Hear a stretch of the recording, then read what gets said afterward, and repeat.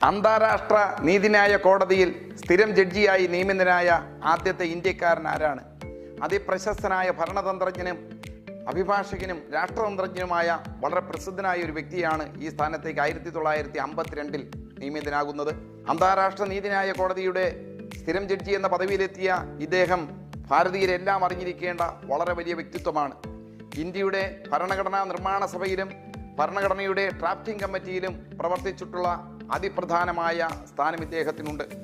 അസാധാരണമായ വ്യക്തിവൈഭവം കൊണ്ട് ഭാരതത്തിൻ്റെ നിയമരംഗത്തും ഭരണഘടനാ രംഗത്തും ഇദ്ദേഹം നൽകിയിട്ടുള്ള സംഭാവനകൾ കലപ്പെട്ടതാണ്.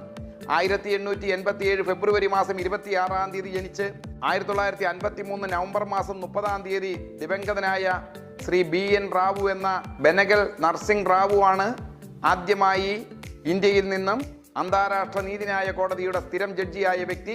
ഇത്തരം അറിവുകൾക്ക് മാനവീയം സബ്സ്ക്രൈബ് ചെയ്യുക.